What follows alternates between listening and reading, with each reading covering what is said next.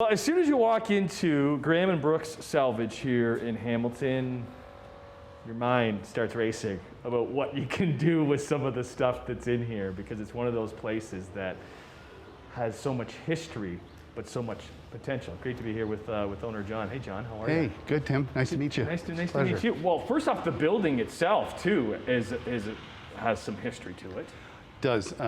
It was built by a company called Kennametal, which were from England back in the late 40s, to be a tool die manufacturing facility right down in the heart of the industrial district. Problem was, when they built the building, steel was all being used for consumer goods, not really for buildings. So they built this wood truss system based upon designs you would see in steel, but it's all wood. It's great. And it's beautiful. So we took the building and we gutted it because it was in a disheveled condition. It was, windows were out, etc.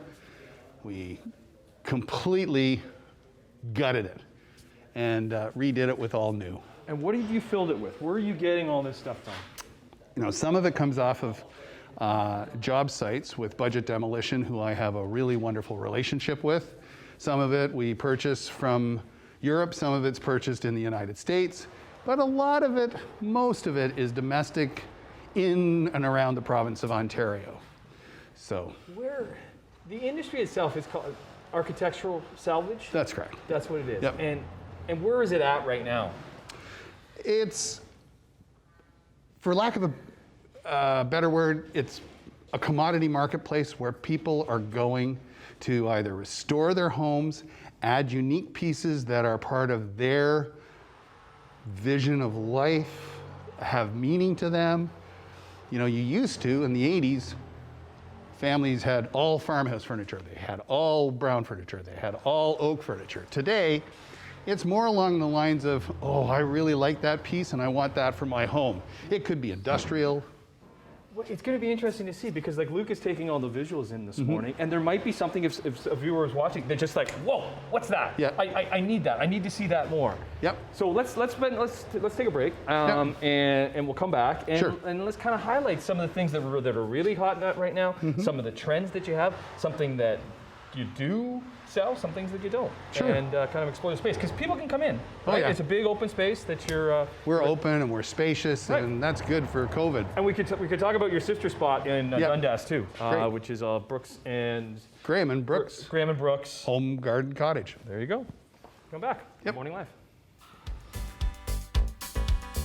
We're lighting up your Monday here at Graham and Brooks Salvage in Hamilton. Oh. Uh-oh, is there a ghost in here too? The wind kind of comes and goes as it wants.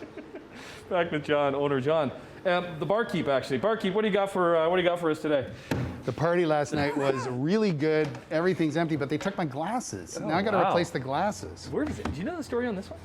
This is an old. This is an old piece from in Toronto that came out of one of the reception clubs, and it was used so that your liquor bottles would stack through here. This would stand up, and it's got to have a little repair done to it so it stands properly. Right. And this was your cash drawer, and underneath you'd keep your glasses, etc., that you would need for your customer. Who would this go to? Who would buy this?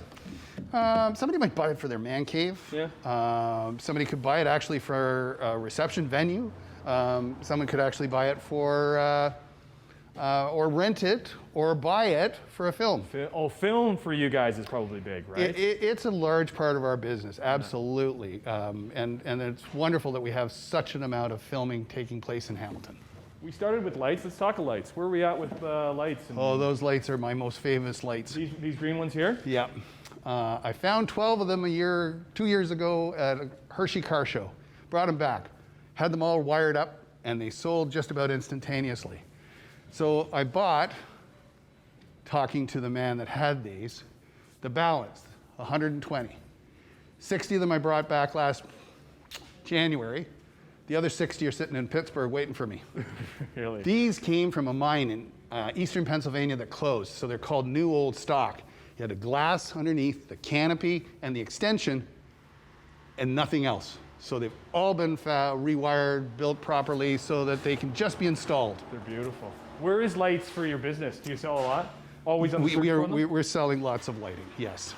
Some of the lighting actually goes to film.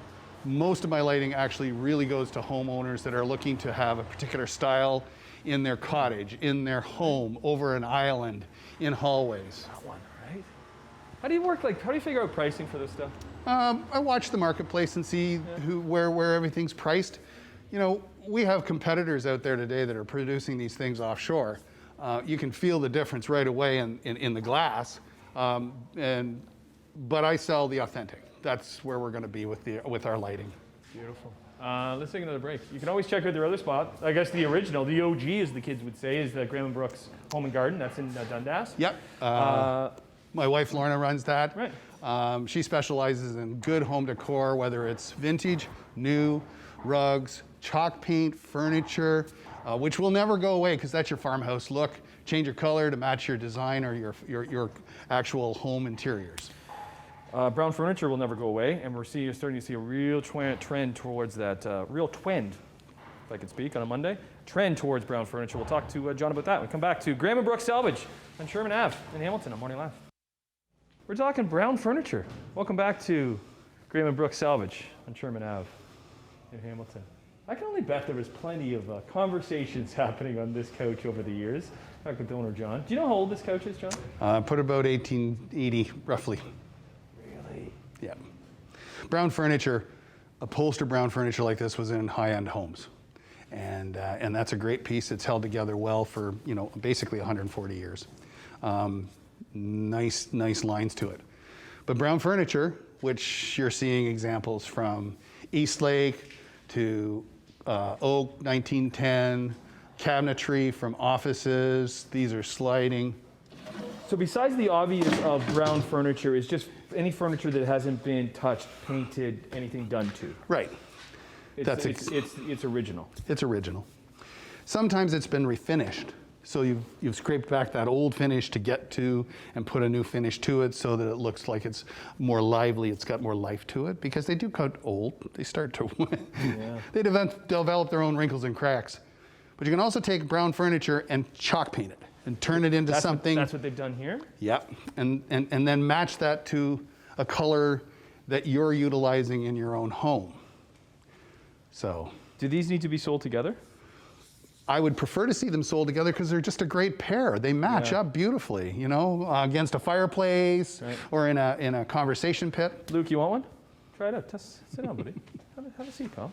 It's pretty comfortable, right? It's not bad at all. Yeah, you like? Okay. Yeah. You can see yourself there. There you go. Morning. What else for brown furniture, John? Well, then you get into the original pieces. This was a factory desk for shipping and receiving. It's original. It's cherry underneath that brown paint. The original pulls on it, and it's been square nailed construction, which is kind of it dates it. It tells you when it was made. Are you always looking for these, or people bringing this to you? No, I'm also looking. They sometimes bring it to me, but for me, curating what we have in this warehouse is incredibly important. Okay, so this is what's great about this is look at all these notches. You know what I mean? Mm-hmm. There's history in these notches. Something like, I don't know if it was a kid who had to sit here, eat his dinner, and wouldn't eat his dinner, and was just frustrated with his knife, but scratching out those notches. There's so much. And that's a Quebec piece, and it's handmade. That's homemade. That wasn't made in a factory. That's a homemade piece. You can date that with the construction on it, someplace around, again, 1860 to 1870. It's pegged. It's just got a beautiful, natural look to it. And you're talking history. These are Hamilton history. Those are from Balfour's, when Balfour had their canning business. And those are original labels that would go around the products that they produced. It's like a history lesson coming through here. Right? That's part of the fun of this business, is you got anything the to history. Drink? You got anything to drink? You saw it. It's empty. This one here, I'll take a Coke.